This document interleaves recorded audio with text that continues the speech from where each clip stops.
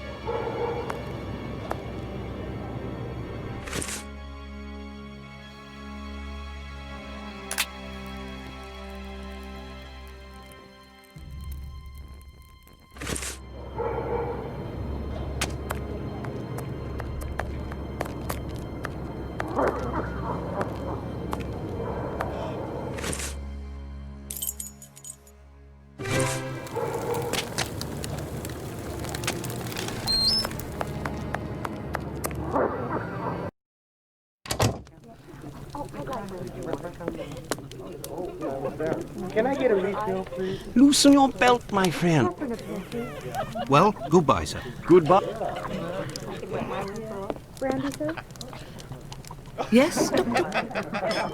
Thank you, ma'am. No problem. How are you? Yes, sir. Who delivers the coal? Until next time, miss. With...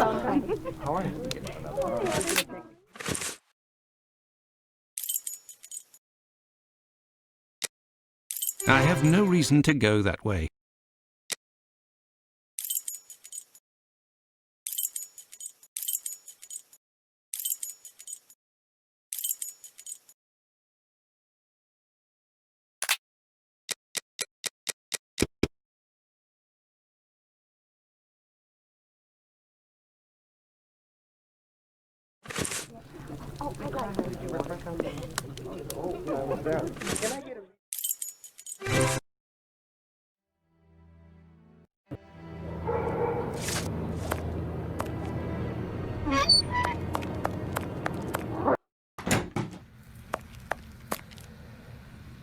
What can... Goodbye, Dr. Gibbons. Until...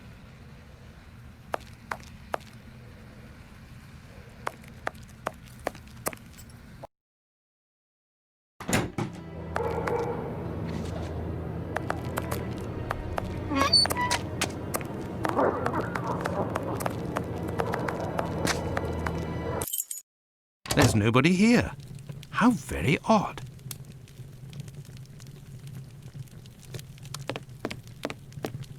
I say, these things look like harnesses. Oh my, they are noisy. Good evening, sir. Pardon the interruption. The door was open. I didn't think that I would find anyone working at this hour. Good evening, sir. I didn't hear you come in. Say, those things that made noise, they are really harnesses, aren't they? Yes, horse harnesses. But I must tell you, sir, that the store is normally closed at this hour. That is why I've asked you to return tomorrow. I didn't come about my shoes.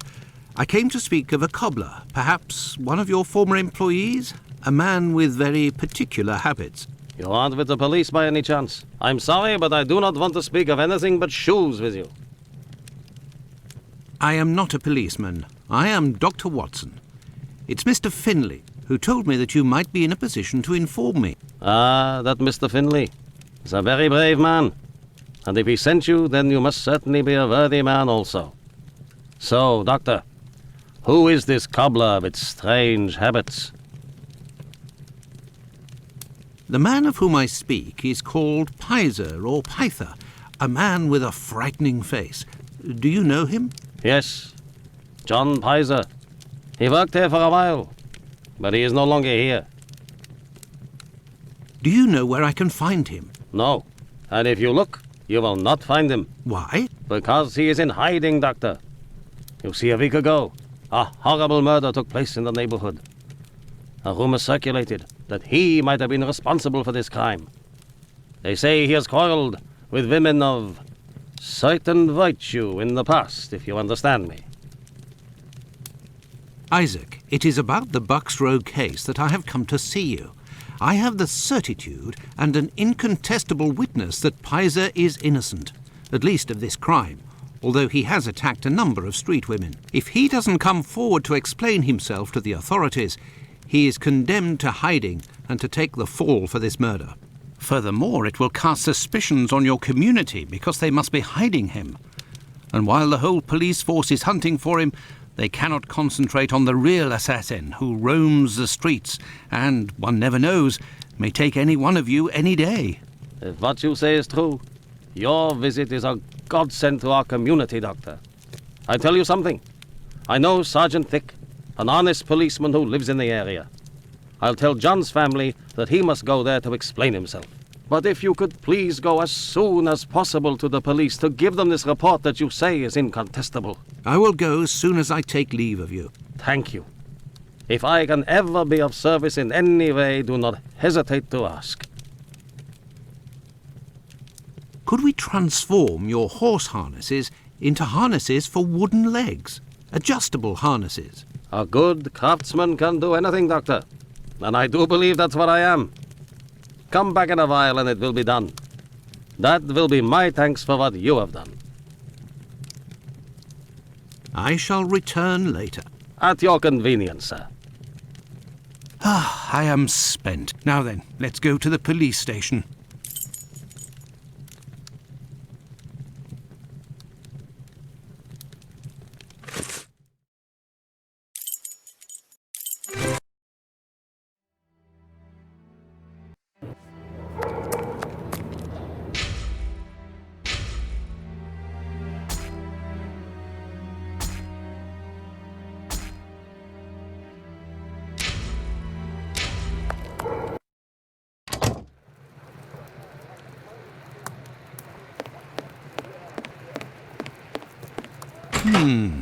Closed.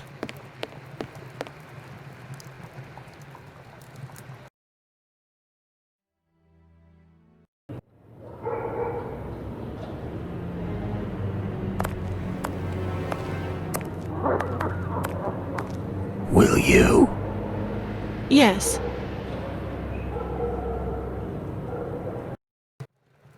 Hey, Doctor, you seem tired.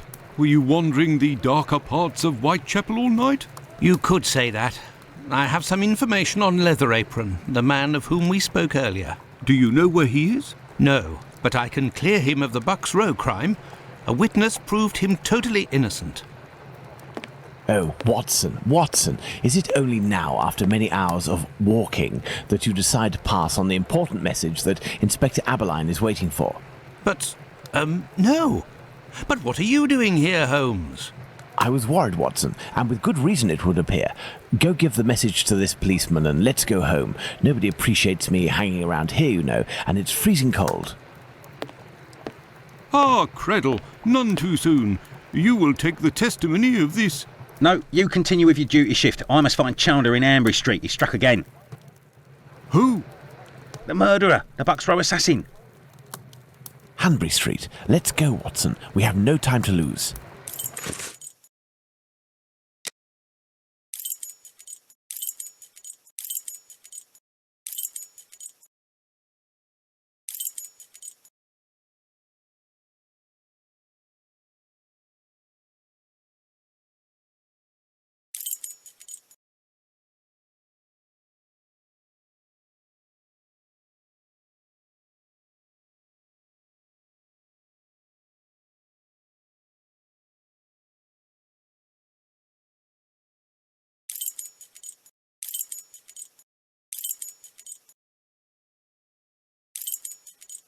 I have no reason to go that way.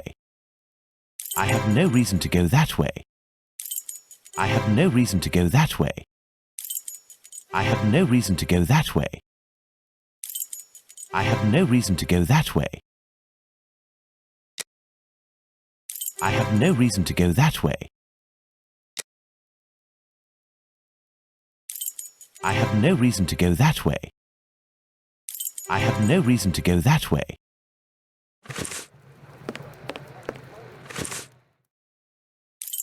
I have no reason to go that way. I have no reason to go that way. I have no reason to go that way. I have no reason to go that way. I have no reason to go that way. I have no reason to go that way. I have no reason to go that way. I have no reason to go that way.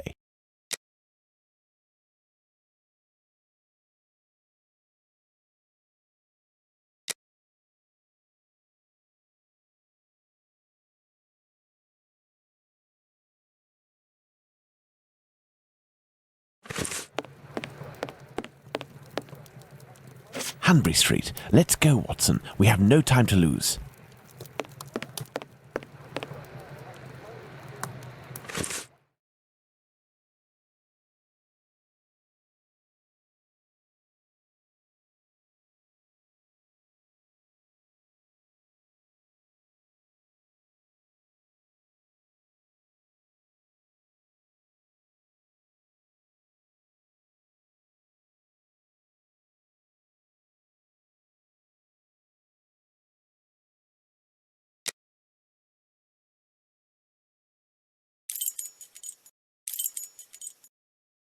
Hanbury Street. Let's go, Watson. We have no time to lose.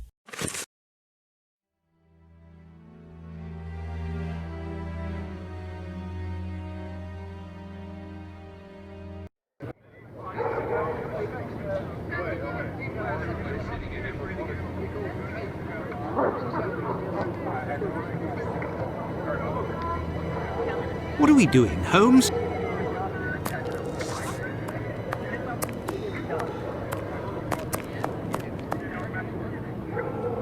Oh, what was bound to happen? It seems like the girl who got killed hung around with just about anybody who'd ever.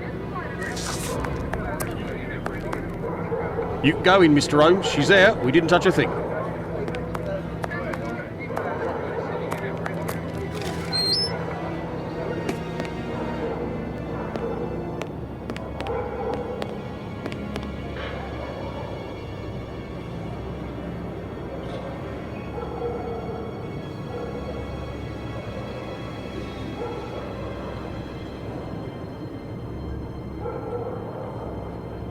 It was very good of PC Chandler to let us pass. He said no one has touched the corpse. It's the perfect opportunity for us to put our skills to the test. Watson, let's not waste it.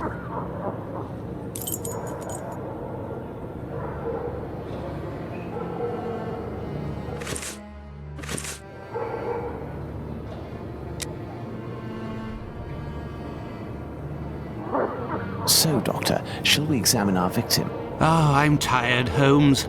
I'm not sure if I am in a state to do this work. Come, Watson, there is little time. Show me what you're made of.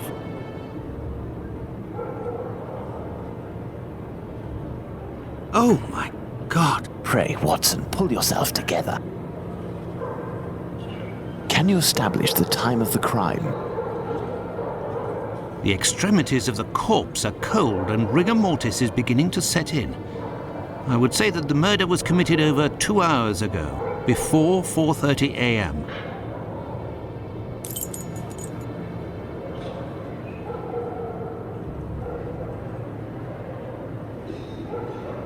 A piece of coarse muslin. 2 combs, curiously arranged.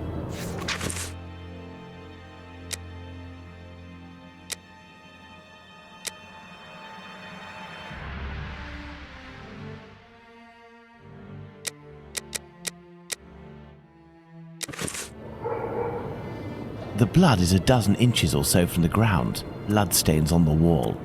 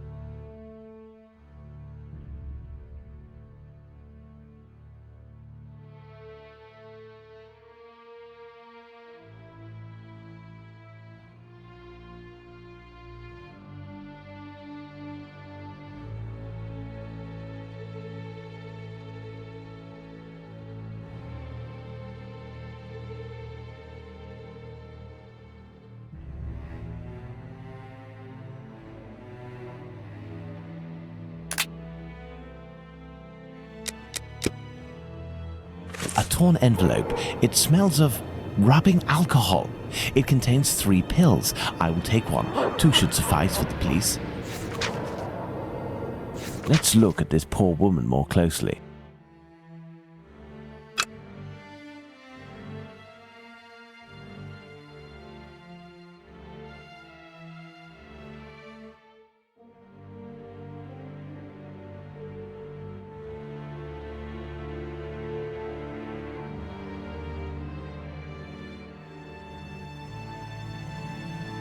A bruise. The victim's face appears to have bruising, wouldn't you say? Under the maxilla and cheek. There is less on the right side.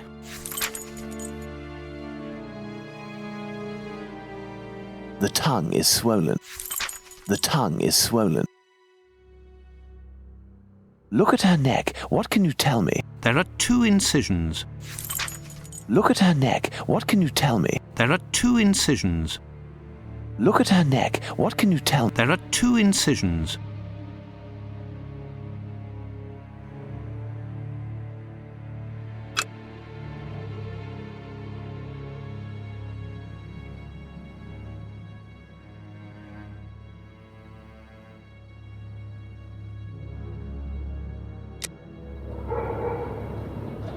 Now let's look at the stomach, or at least what remains of it. It's dreadful, Holmes. Who could do that to someone? That's what you're here for, Watson. Tell me what this man has done. The stomach has been entirely opened and... oh, my God! A number of organs have been removed. So you're telling me that the organs were removed, Watson. They weren't ripped out. Not at all, Holmes. On the contrary, this is clearly the work of an expert. I couldn't have done any better myself. And the uterus is missing.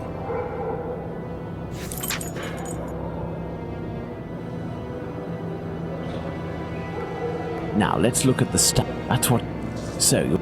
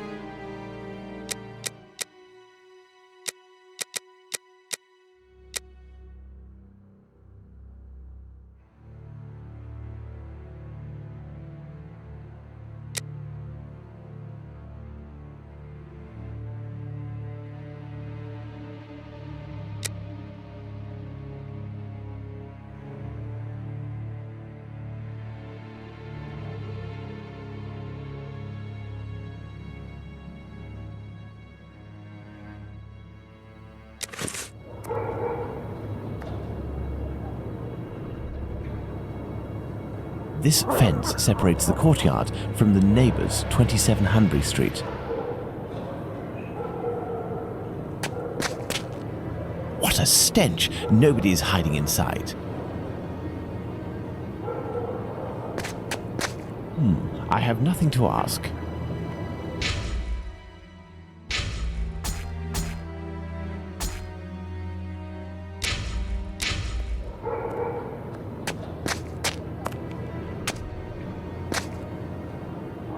This door must lead to the cellar. The latch has been recently repaired.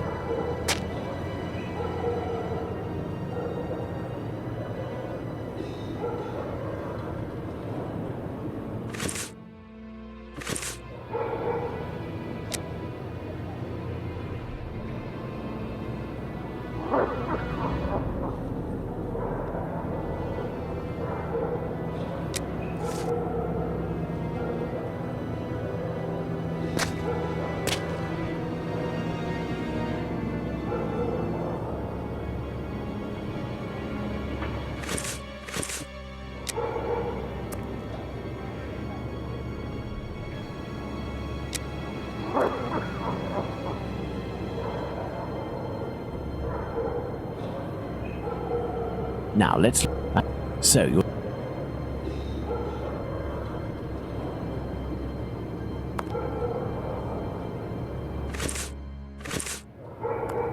Now let's look at what... So you're...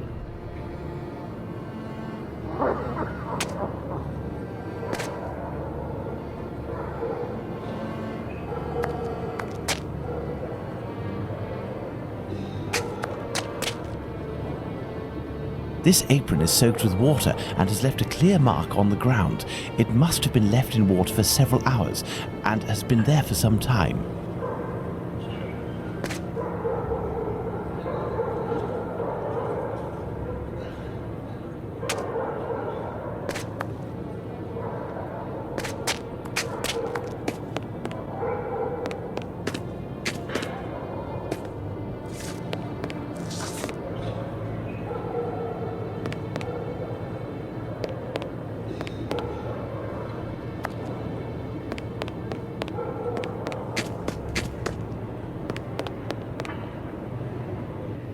What do you think, Holmes?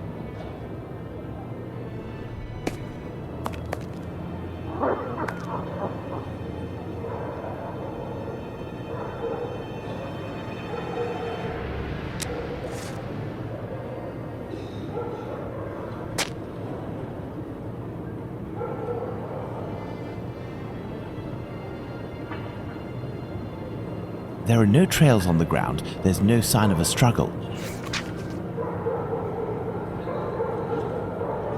Bloodstains on the wall. The blood is a dozen inches or so from the ground. Two combs, curiously arranged. A piece of coarse muslin.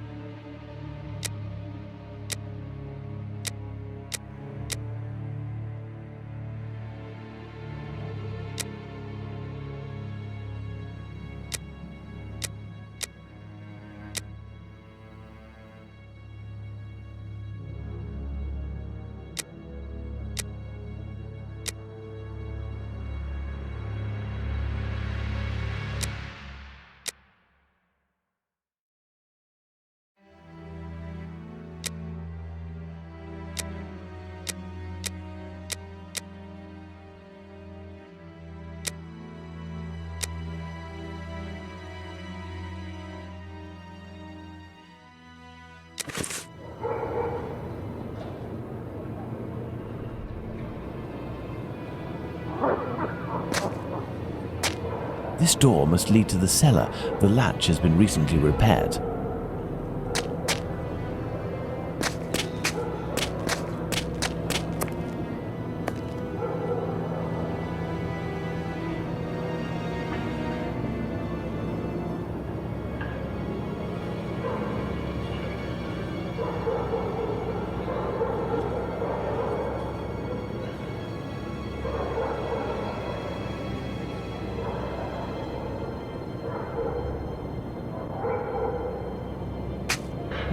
I have nothing to ask.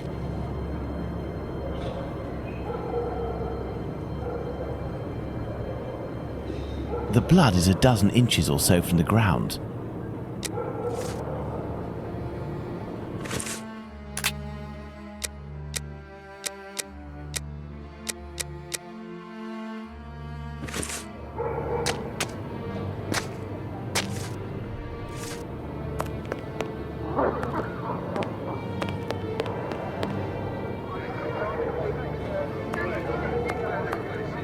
You can go in, Mr. Holmes. She's there. We didn't touch a thing.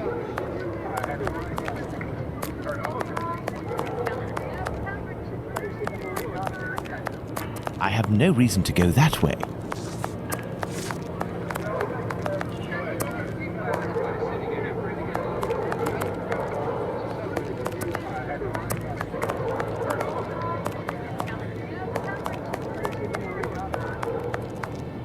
I have no reason to go that way.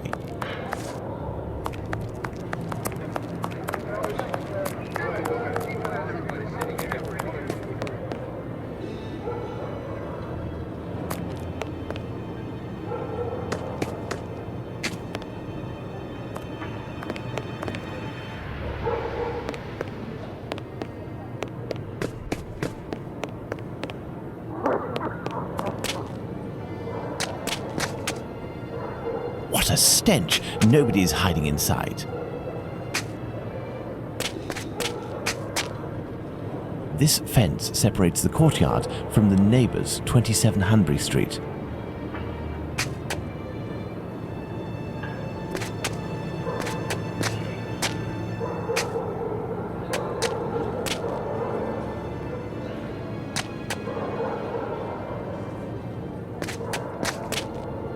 What shall we do, Holmes?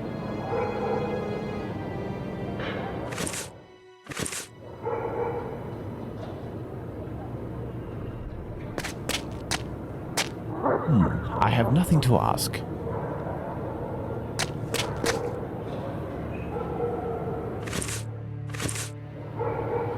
And so, Holmes?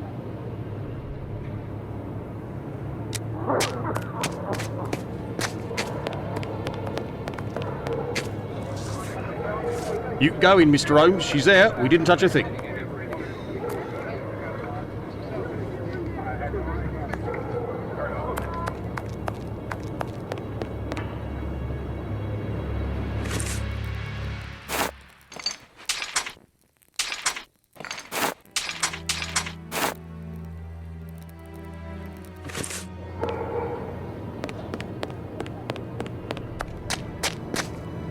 I have nothing to ask. I have nothing to ask. What are we doing, Holmes? This apron is soaked with water.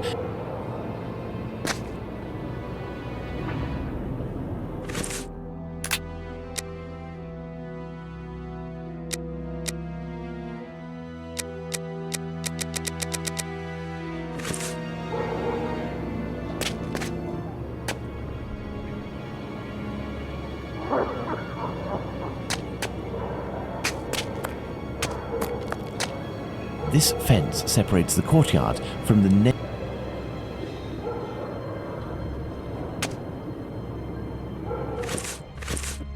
There are no trails on the ground. There's no sign of a struggle. The blood is a dozen inches or so from the ground.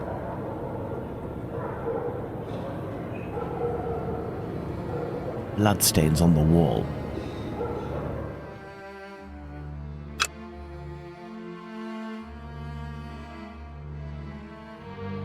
The tongue is swollen. The victim's face appears to have... Under the maxilla and cheek. The victim's face appears... Under... Look at her neck. What can you tell me? There are...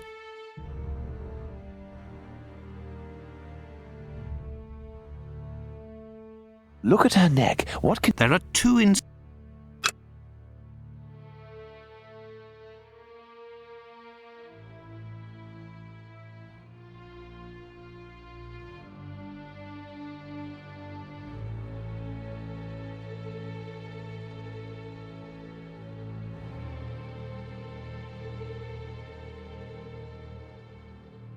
Look at her neck. What can you tell me? There are 2 incisions.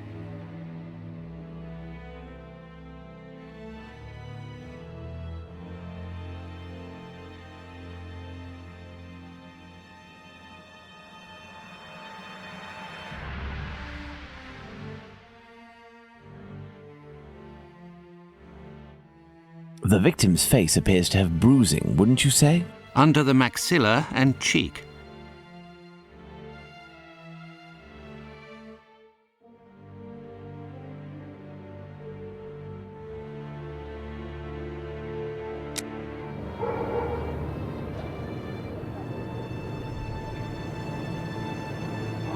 Looky here. It would seem he has a mark on his left hand.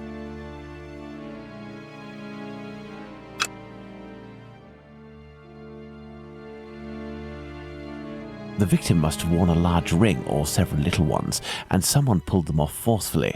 This detail will be very valuable, Watson. You can be sure of that.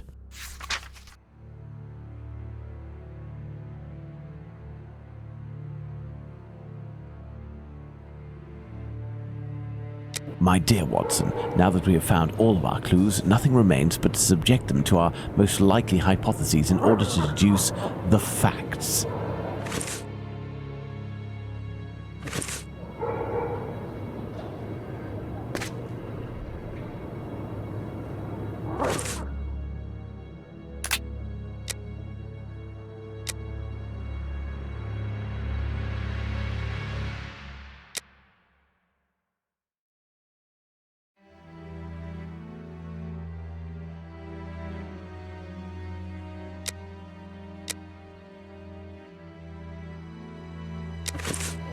I hear a noise coming from the street, Watson. The authorities are arriving. It's time for us to go. Holmes has been locked away in his room for days, always saying the same things. I'm thinking, Watson. Very good, Watson. As you wish, Watson. But I am thinking too, so much so that I can't sleep. Annie Chapman. Good Lord.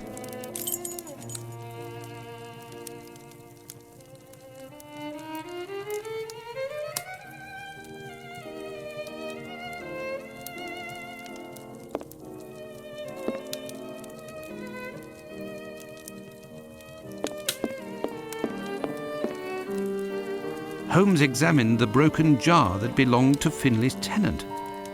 I wonder what this substance is. I don't recognize the odour.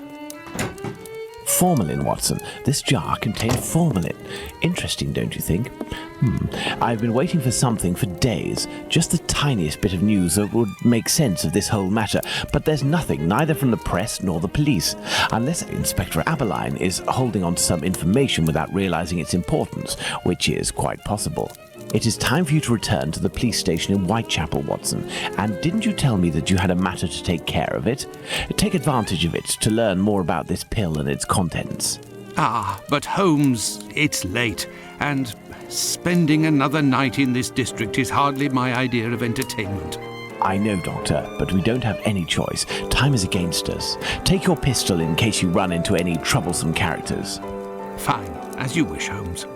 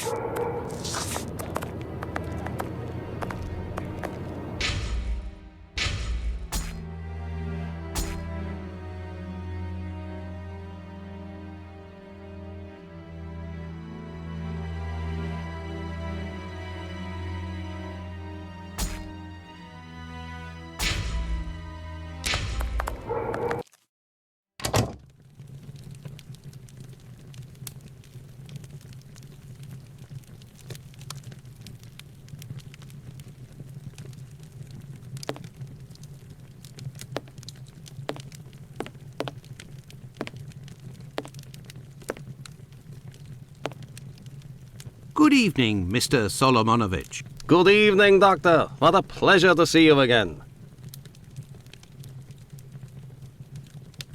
Have you finished converting the harnesses? Yes, just now. I got a little behind because of all the commotion. Commotion? Don't you start.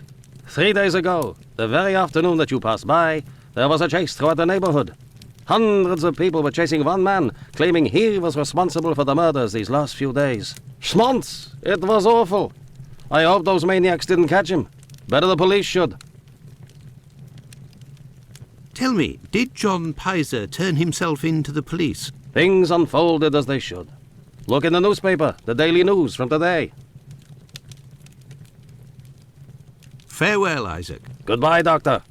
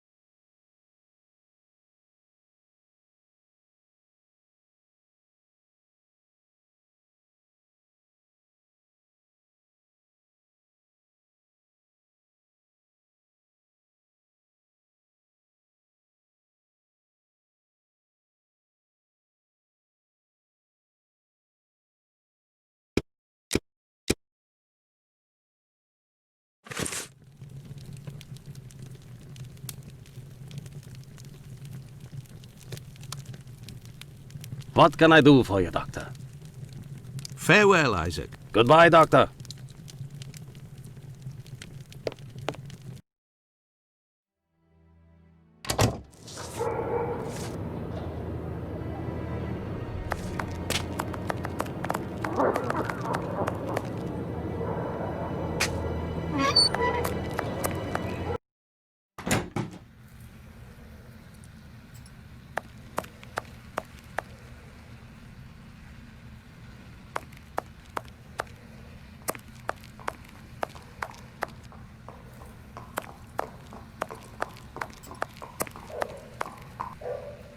Good evening, Dr. Gibbons. Dr. Watson, Did you keep the cane we spoke of last time? I was going to sell it tomorrow, would you believe, having not heard word. Do you have any formalin here? No, definitely not. They have it in university hospitals to conserve anatomical specimens in jars. But in a little clinic like mine, we don't keep anything but bad memories. Well, farewell, Doctor. Goodbye, Dr. Watson. I must retrieve Sickert's cane at all costs.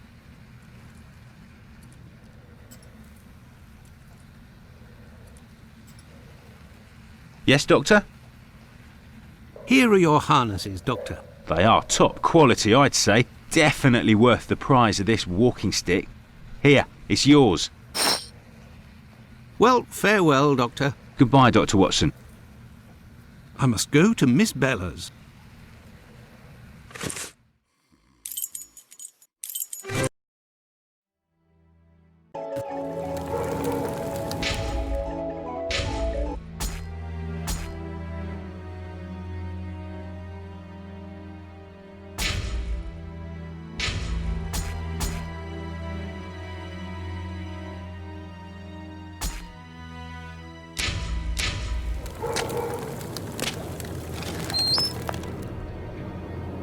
Out of the way, I don't like the look of you.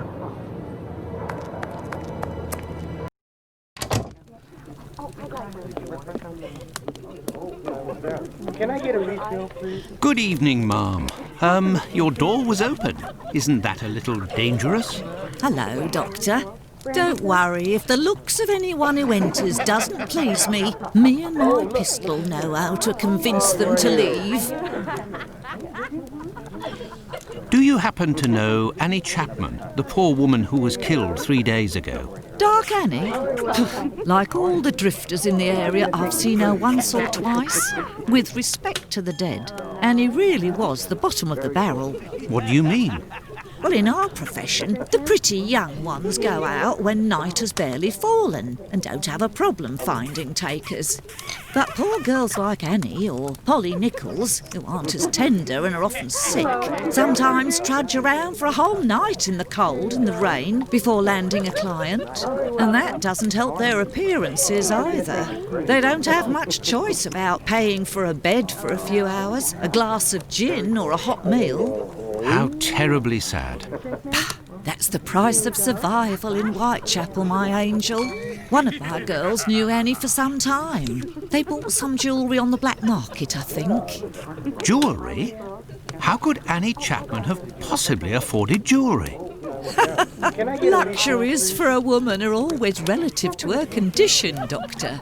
As a matter of fact, it was real cheap junk. Annie got 3 assorted brass rings, I think. It's been said I have a memory for jewellery. How is Lucy keeping? She's doing well, Doctor, but believe me, it won't last. Rare are the girls who can build a future in our profession. Very well, I shall let you get back to work, Ma. See you soon, my love.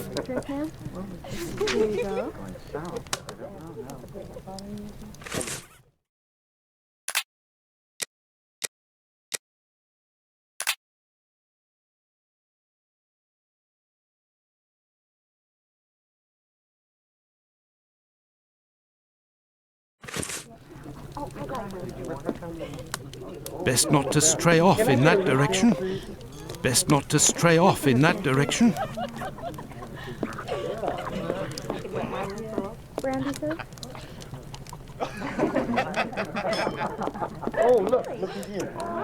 You're still there, Doctor? I found the cane that was stolen from your client. Here it is. Doctor, you are a real saint, I can see that. I'll finally be able to present my bill to this damned painter. If by chance you see him, tell him that a little surprise awaits him here. You told me you would give me some information on this Dr. Tumblety. Agreed. He's a Canadian or an American.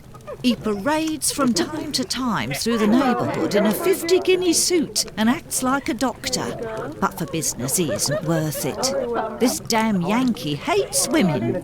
The few times that he was approached by the girls, he spit on them, all the while hurling insults. It would seem that he was hunting for the bad boys. He's looking for trouble, that animal. Does he frequent any pub in particular? Aye, the Wasp's Nest on Burner Street, I think. A seedy spot even by our standards. Very well, I shall let you get back to work, Ma. See you soon, my love.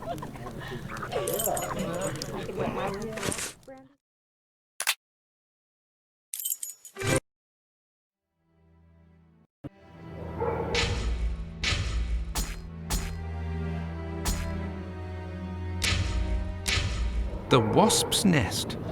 This pub looks even more disreputable than the Golden Lion in Baker Street.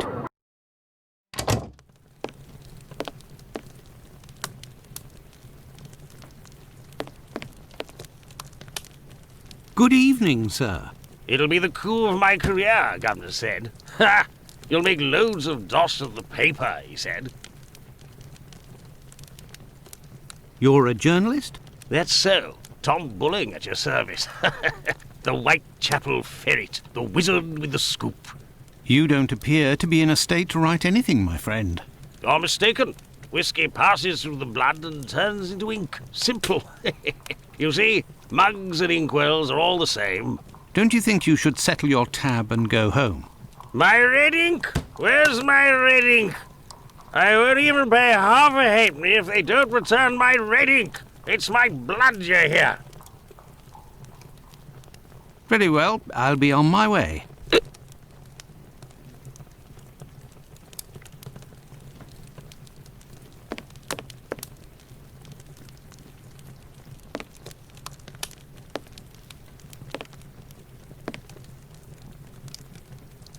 Good evening, sir.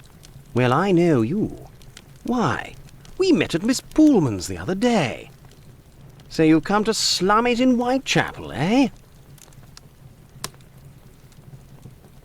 Do you know Dr. Tumblety, a Canadian or American chap? Quite an extravagant dresser. Frequents this pub now and then. Are you intimate? No. What do you mean by that? Oh, nothing. Nothing at all. I just wanted to prove my discretion concerning this man, in so much and so far as I know him.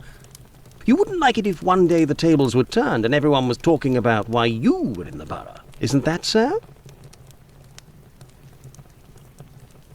As it happens, I saw Miss Poolman recently.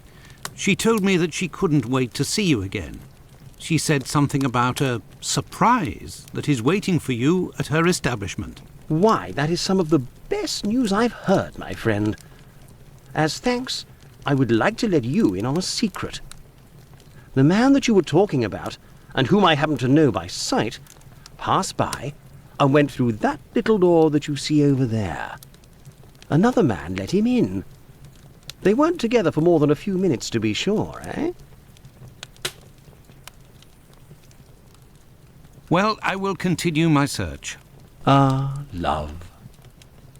But what is this person trying to imply? This matter is beyond me.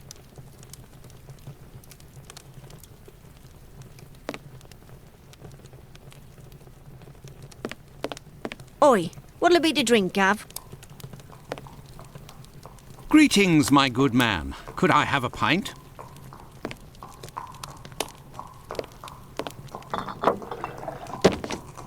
Here, Gov. I've been told that Dr. Tumblety might be found around here. Is that so? I don't do a roll call of all the drunkards here. I've got my hands full just making sure I get their money. Don't people pay when they order? Nah, look at that little scribbler there. Completely dead drunk. Tonight's tally is about as long as his arm. If he skips out, I'll be in for a guinea almost. Goodbye, my friend. Oi, that's it.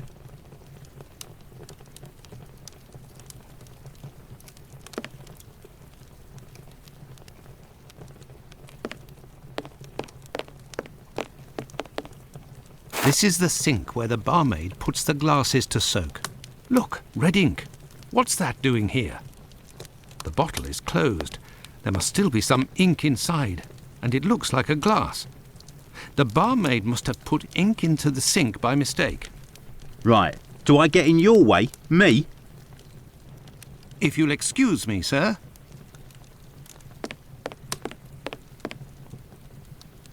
You're the best. Very well, I'll be on my...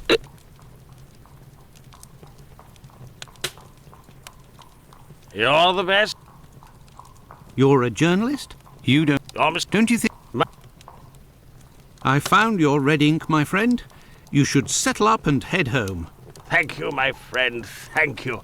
The spring-heeled phantom will be revived.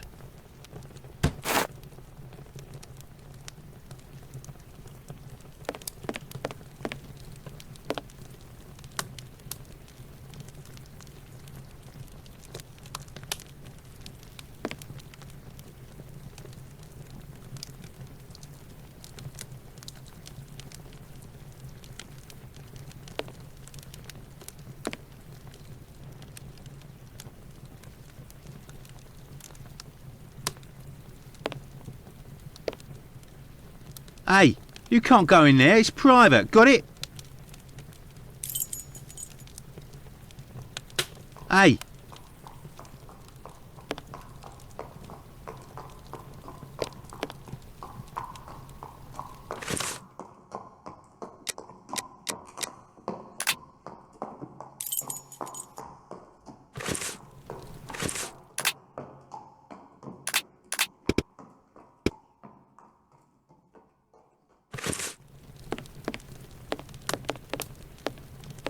Gov?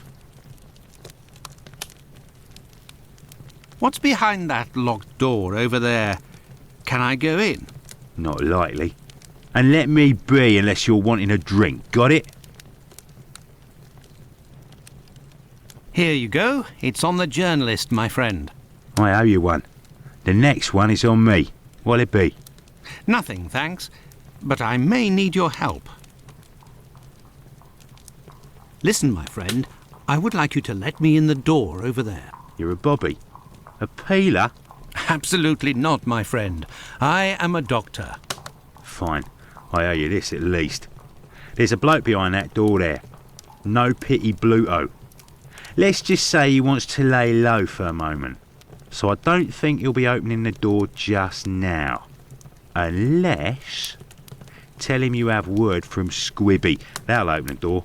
But who can say what'll happen when the door closes?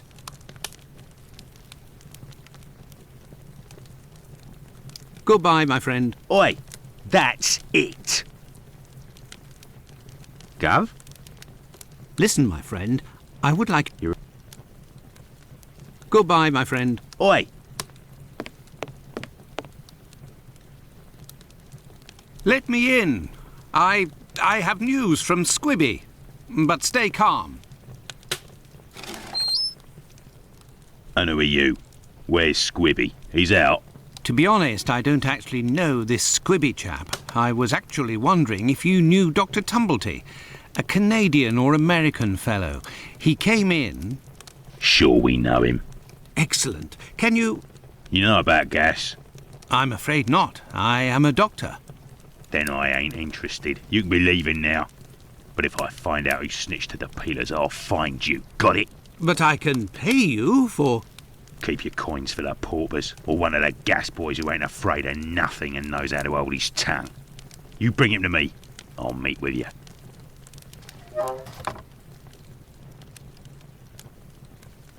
No, it would be better not to insist. Oi, what'll it be to drink, Gav? Gov? Goodbye, my friend. Oi!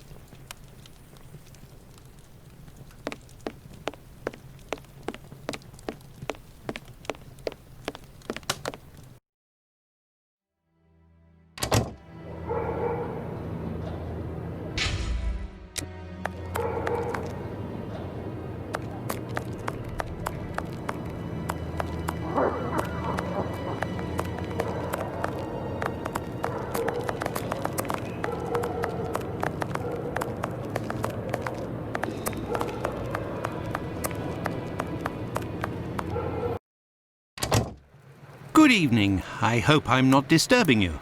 Not at all, Doctor. This man, Mr. Richardson, is a witness to the horrid affair at 29 Hanbury Street, the murder of Annie Chapman. We are discussing the relevance of his testimony. You're probably not in a position to discuss it with me, but I would like to know more about what you call the relevance of this young man's testimony. Oh, there's no secrecy. It's simply that the testimony given by Mr. Richardson doesn't match the time of death given by the coroner, Dr. Phillips. What was the time of death, according to him? Before 4:30 in the morning. My conclusions were the same. Were there any other conflicting testimonies? Well, 2 other witnesses summoned at the preliminary inquest gave testimony, but in these cases too, the times don't match. Do you remember what it was they said? I didn't question them myself. A colleague of mine took down their statements on paper, but on deciding they were of little use, he tore them up and threw them in the bin. There's no point in being bogged down with useless paperwork. I will take my leave, Humphreys. Goodbye, Doctor.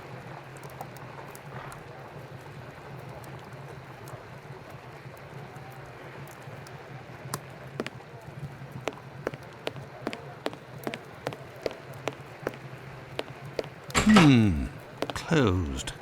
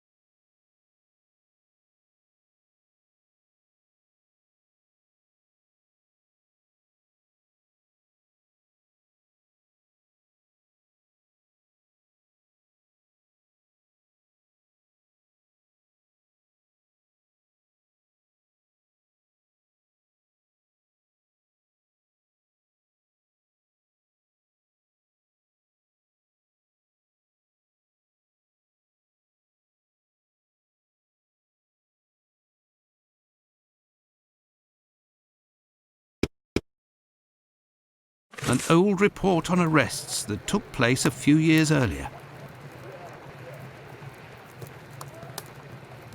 Here are the ripped statements. I can piece them together again.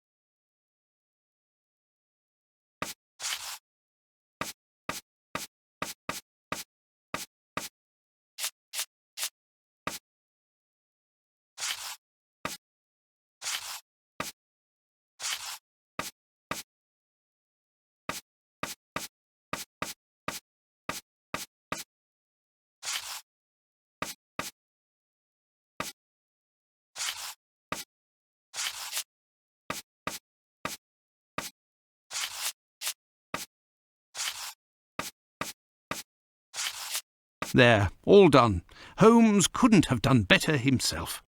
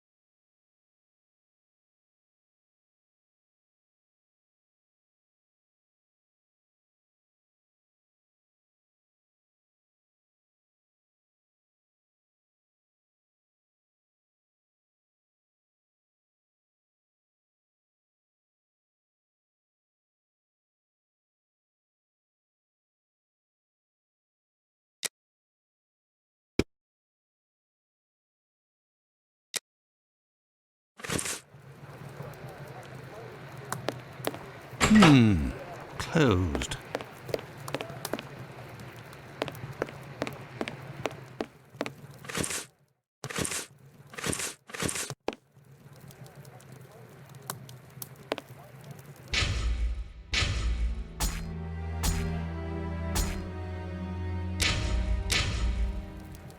May I introduce myself? I'm Dr. Watson.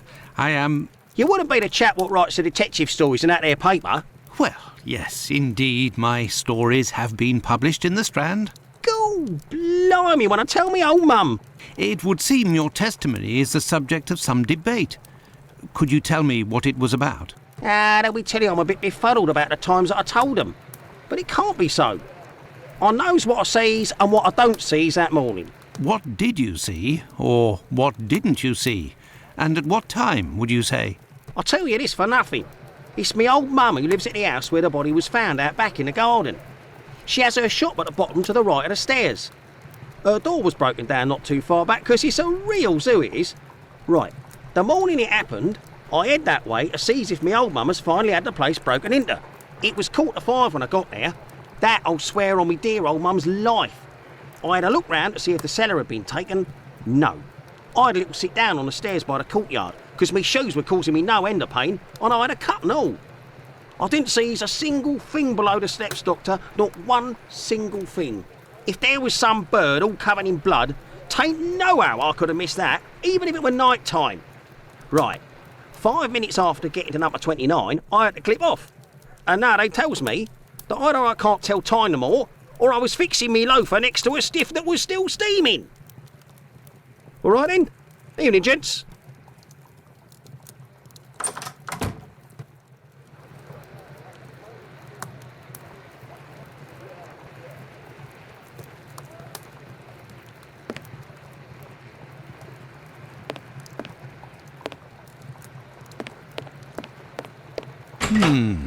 Clothes. Yes, Doctor? So, how far along are the investigations into these two recent murders? Everyone around here believes both crimes were committed by the same man. But as for the Hanbury Street and Bucks Row crimes, nobody has heard or seen a thing. By the way, have you heard of a Dr. Tumblety? No. Is it important? Yes. Well, no, maybe. Actually, I don't know. I have heard about this man, his frequent nocturnal outings and bizarre behaviour. What does this chap look like, Doctor? And where can we find him? The last I heard was that he was staying at Finley's place, the man who was looking for me a few days ago. It would greatly assist us if you could ask Finley what your strange associate looks like. We could then see if the description matches any witness accounts. I will take my leave, Humphreys. Goodbye, Doctor.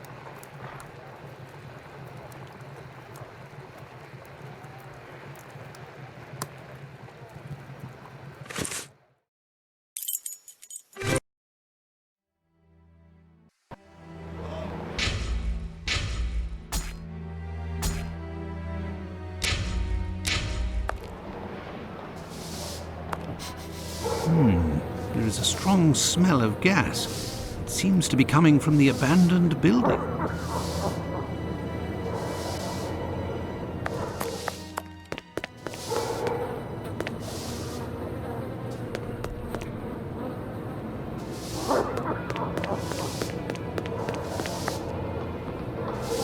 Good evening, Finley. How are you? Oh, good evening, Doctor. So. And you? It smells of gas here. You might say, Doctor, without wanting to speak ill of the force, I have to wonder if the police are up to something.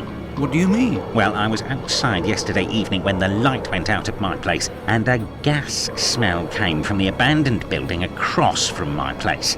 And a minute later, the police arrived and was snooping all around like it was them who hit the gas before arriving. Have things sorted themselves out with your strange tenant? Don't talk about it, Doctor. That man is truly bizarre. He goes to the most sordid locations once night falls. 3 days ago, my wife told me she saw him come in with blood-stained clothes and a fearsome look. Interesting. What does he look like, and how old is he? Oh, he's my age, give or take, so the other side of 50. He's always dressed in a striking manner with an American hat. He's big, close to 5'11", I'd say. He has a strange voice, not just his accent, see, his voice. Very well. Goodbye for now, Finley. Goodbye, Doctor. Now then, let's go to the police station.